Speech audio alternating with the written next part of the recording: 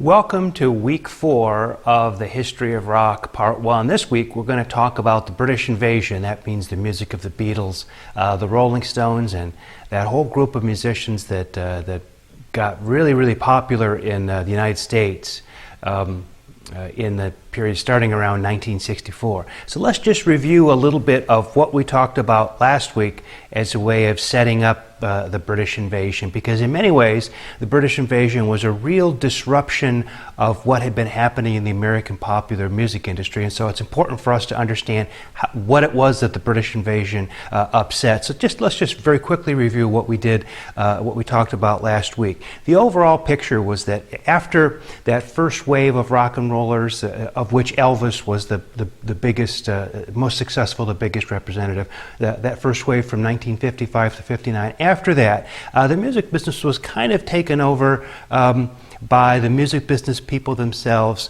rather than independent labels and sort of very independent and strong-willed performers.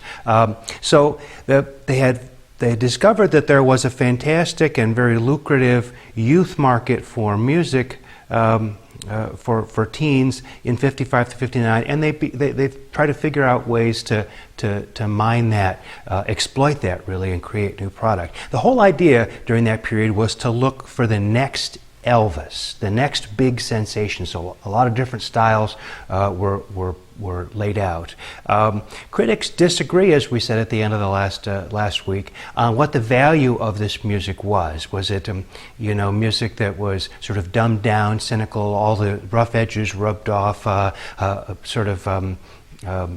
without the edginess and excitement of the first wave of rock and roll? Or was it a kind of golden era where a lot of new things started to happen and maybe are going to be cut short here by the British invasion that we're going to talk about this week? If you were someone who liked that music, the styles you celebrated were sweet soul, girl groups, the rise of the producers, and surf music, maybe all the stuff that we talked about last time. When people have got a negative view, one of the things they tend to focus on are the teen idols, the dance craze, the twist, mostly because of their superficiality and their seemingly cynical exploitation of the teen market.